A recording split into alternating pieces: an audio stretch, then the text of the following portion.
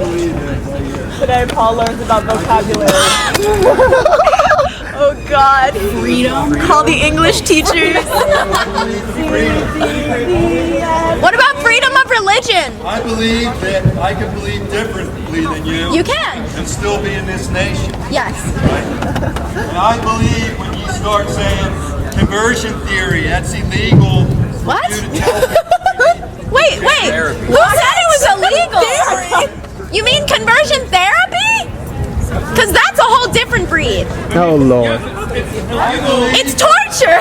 Like if you were to be forced, would you be electroshock therapy? Yeah. They force minors to watch straight porn to get them not to be gay. Hold on. I want to do a show for the people.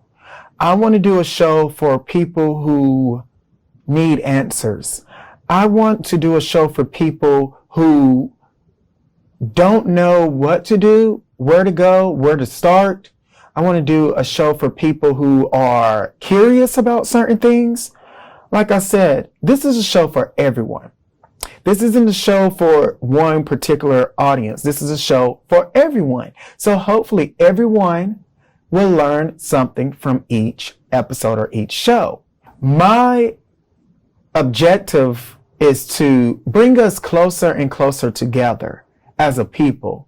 You know, it's a lot going on in this world. We have things happen to all communities. And what if we actually had a show where people can come and face each other and learn from each other and grow from each other, all while having a little bit of fun? That's what my show is about. I'm ready to slay. So I thank you from the bottom of my heart. I do ask you to like, subscribe, and if you want to, go ahead and share. A typical Rumi London show will consist of, you know, maybe a quote of the day. We have a segment piece, something funny. We have an interview, and we will have, every show is just going to be different. So that's pretty much what it's about. And I want to leave you with this quote. It's one of the quotes of mine, and you can take what you want or leave in the comment below what you think this quote is about. It's a quote by Audre Lorde. It says, "It is not our differences that divide us. It is our inability to recognize, accept, and celebrate those differences." So if you want a show that's for all people, we the people, this is the show for you. If you want a show that is going to make you think and make you wonder and make you curious, this is a show for you. Some days may be better than others. I'm not going to guarantee you laughter at all times. We might be crying together a few times, but I guarantee you we will get through this together. Feels like my lips are ashy. I've lost my earring, and I just want to go ahead and put this out. Welcome to the Rumi London Show, Season 1, Episode 1. Thank you. Even better than I was the last time, baby. Ooh, ooh, ooh, ooh. We back. I'm good. Ooh, yeah. I'm good. Better than I was the last time, baby. Ooh, ooh, ooh, ooh. We back, and we back, and we back, and we back, and we back. All right, so what is it again? It's not our differences that divide us. It's our inability to recognize, accept, and celebrate those differences. You hear that, people? It's not our differences that divide us. It's our inability to recognize, accept, and celebrate those differences. What does that mean to you? For me, I think it really means just remembering when we like hear people are different and see different people is not trying to change them to our own ideology and not to have harmful ideologies that hurt other people. Because as long as, you know, you're doing your own thing and it doesn't hurt anybody, I think you're doing great, and you should just accept that other people are doing what makes them happy. Absolutely, absolutely. You heard it here first. And can you give us your name, and do you have an Instagram? My name's Jeanette, and my Instagram is Small Sketch.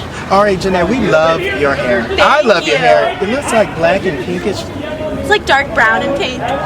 It's so cute. I have these little devil horn headphones. So what inspires you? What inspires you to be your own individual self or authentic self? Because it seems to me you're very authentic to who you are.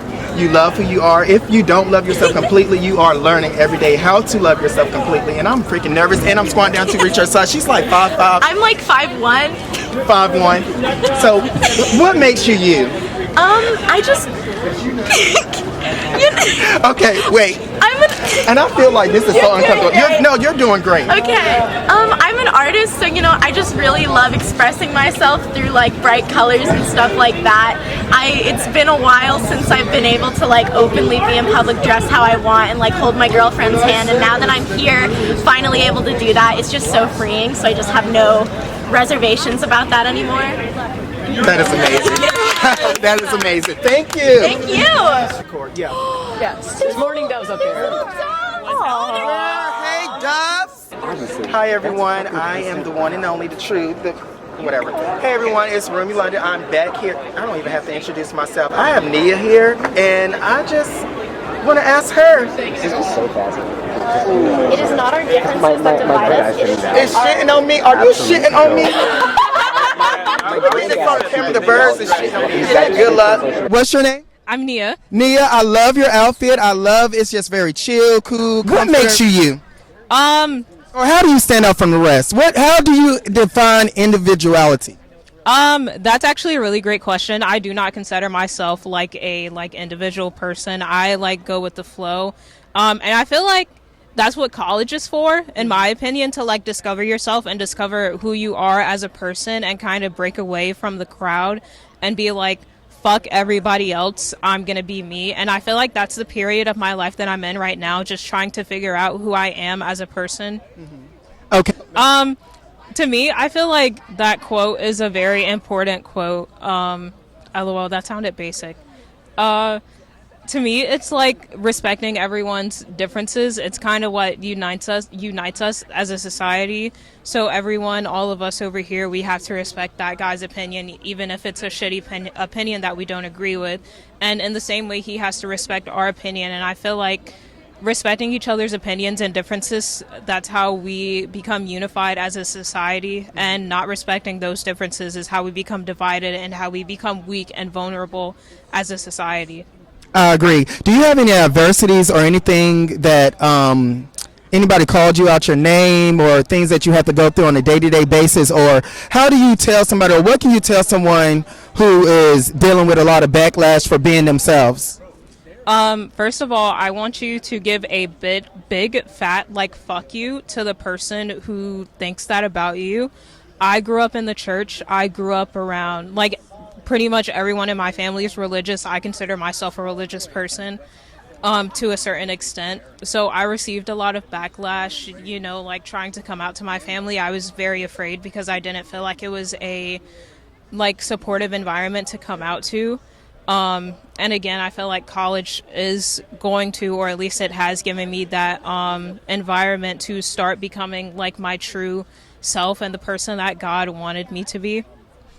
Thank you so much. I'm not sure if that answered your question or not. It did. Well, thank you so much for your time. Of course. Thank you so much. Bye. What's your name? Ubby, but you can call me AB. Ubby, spell that. ABHI. Okay, ABHI. That's like HBIC. That's me. All right, so we have a famous quote, and I'm going to just give you the floor to talk about whatever you choose to. Am I up here? I'm going to give you the floor to talk about whatever you choose to, but I want to start off with this famous quote by Audre Lorde. It says, "It is not our differences that divide us. It's our inability to recognize, accept, and celebrate those differences." What does that mean to you?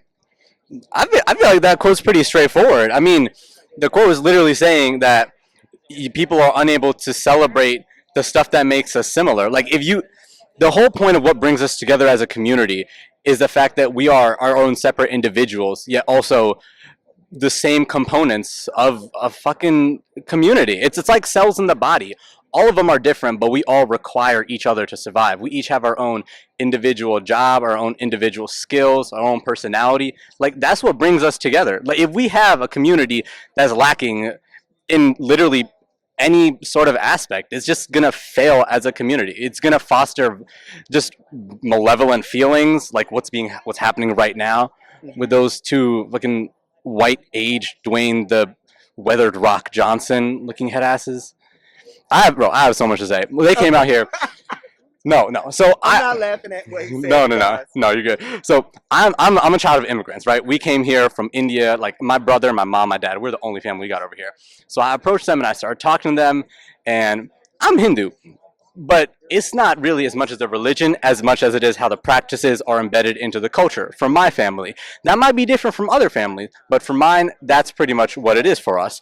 And then he came out here. His first sentence to me was like, "Oh, that's really nice, but that's a fake religion. It's a false religion. It's a false belief. Like it's wrong to think like that."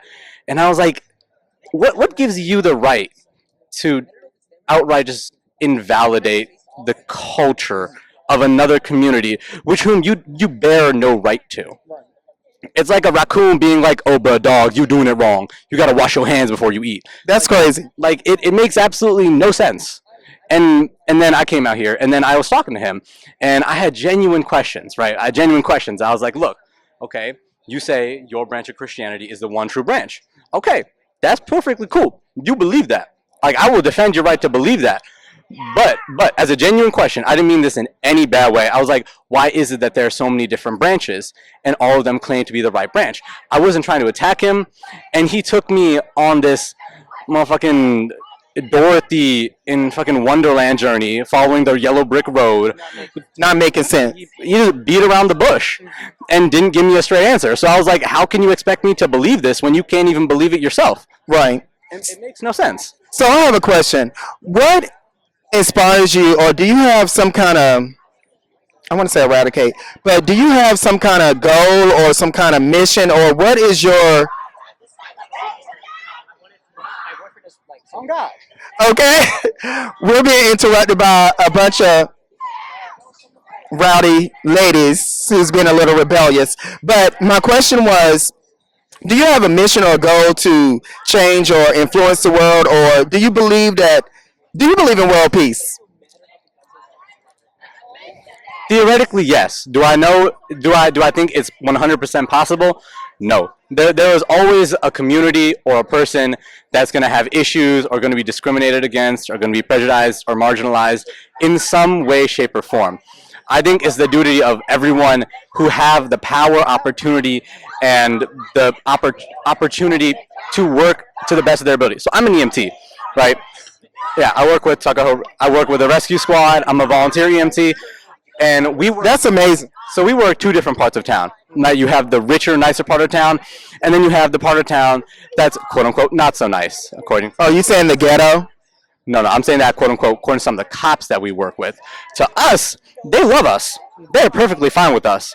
But what hurts me is that every time we come around, because sometimes it can be a diabetic emergency, but sometimes every time we come around, they always get scared. Because typically when we come, you have PD closely following us. So they see the lights, they hear the sirens, and they get scared. For a perfectly good reason. Like I have seen like people get absolutely trashed for something that they have not done. It's not right. But I think with the stance that gives me as a person of color in EMS, a field predominantly just kind of run by older white men, I want to use my ability, and I don't want to say the color of my skin, but use that to help the people that I'm trying to help and do it better. Because right now, if anyone sees a group of white men pull up to them, all of them big and bulky, like it doesn't matter. I would get a little nervous. I don't know. It's like microaggressions Yeah, in a sense. it's in a sense, and there are definitely a lot of cultural things that aren't, the connections are not being made, and then there's just it's just a lot of things. So I just want to use my stance to just kind of help in any way possible. And what, I have just one last question. Do you have some kind of, would you say that you're racist or have some kind of prejudice against anything or anybody in this world? That's just a random question I'm asking. Can you come in the camera and say that? Say that you love. What was that? I hate white people. I'm gonna have to do some major editing. I don't think I am. Hold on, 1 second. No, finish up. No, wait, I want that on camera. We just happen to be born white. That's our issue. So, do you feel like, I had a white, maybe I shouldn't voice my opinions, but shit, it's my show. A white lady, I was having a deep conversation about race, and a lady came from the advisor office. She was like a volunteer or something, or a training, and she walked up to me. She was like, not to be in your conversation, but she was like, white people are evil. And I was like, what do you mean don't say that? What does that mean? She wasn't even trying to be funny. It was a white lady. She wasn't trying to be funny. She was just saying, no, they can be evil. What does that mean? Every single white person has some type of entitlement that they think they have automatically for Can being we white. get you? What's your name? Mackenzie. Mackenzie. We're going to have security for you. Okay, say how you feel. Seriously. So I think that just This is her opinion. my opinion. I think that every white person just kind of has some type of entitlement because they simply have white skin, and it's bullshit. So, Lord, do not counsel me, but she has a point. Thank you, Mackenzie. Leslie, do you have anything you would like to say to America and the people that's watching? Shit. I think that we all need to get our heads out of our asses and actually start thinking and not following the crowd. It's great that we are raised with ideals and traditions and ideas that are passed on to us by our parents, but at some point you got to realize you have to make the decisions for that on your own. No matter how well you've been raised, your life is different from theirs. The communities in which they grew up, it's not the same. The world now is a lot more connected, both physically and socially and electronically speaking. So you need to do right with the world and make sure that you do the changes that you need to in order to make everyone feel better, because you're a part of this community. And even if you are racist, prejudiced, or a bigot or a misogynist, you are still a part of the community. So you got to do that work to make the community a better place for everyone, not just you. That was amazing. That was amazing. That was simply amazing. I'm just sitting here thinking the whole time, they're playing football over here. I was just thinking, what if the football came around and hit me in my head? All right, thank you. Abby. Ubby. Thank you, Ubby. And Mackenzie. Thanks, y'all. you're awesome. I already I appreciate that. Honestly, I don't know how I'm going to cut it or whatever, but I appreciate that. Seriously. No, what you just said. What you said. Oh. And I'm gonna stop it and clean it up, or I might have to put like viewers discretion, because I don't want to offend nobody, but then I want people to talk like this. But this also comes from a person who was sheltered, I guess, and have. I don't like. It's okay. But this is from a sheltered person who was always taught that certain neighborhoods are bad neighborhoods and you should stay away from them. And then when I started dating outside my race in high school, it was a big uproar. It was a black guy in high school. And my mom wasn't upset about it, but my dad was like, we've always taught you not to do that. Like, you can be friends with them, but why do you need to date them? Blah, blah, blah, blah. Like, so you say you're not racist, but how is that not racist? So that's just coming from my point of view from being in that country household for so many years and then coming here to Richmond and just kind of branching out. Yeah. And being able to have a actual opinion and not be, So. Thank you, Mackenzie. That's like the same thing with me. And that's my mindset. Like, nobody knows except God, because there are just so many factors that come into play, like human error, mistranslations, and all of that sort. So the mentality that I live by is that nobody knows but God. Yeah. We don't know. That ass swipe over there doesn't know. Like, do you believe that God is perfect? No. Whoever you believe that God is perfect, what do y'all feel about that? Do you feel like he's perfect? He's morally gray. I got scared when I thought he was perfect, because I was like, oh my God, he killed all those people in the flood. And I believe a little of everything. Well, when I say perfect, I'm saying that you see how the world is in perfect balance. Yeah.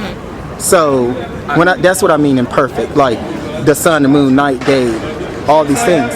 I don't think God is perfect. I think he kind of, if you see the universe as a petri dish, he kind of just threw us in here as a culture and let things grow, and balance occurs on its own. That's why, and people say things like... Right now we're out of balance. I mean, look at... Yeah, no, and people say things like, oh, where was God during the Holocaust? Where was God during slavery? It's like, he just kind of threw us in here and was like, have fun. Yeah, we have free will, and then I tried to bring that up to Paul, and I was like, well, what about free will? The Bible says we have free will, and he's like, well, actually, it's God pulling the strings. And I was like, but God, what? I feel like if it was God pulling the strings, that would make him a very shitty person, not a perfect person. I feel like if God made us in His image and we have our own imperfections, Hey, God Himself also has to have those. Camera lady. Camera lady. Camera lady. I'm not a religious person like at all.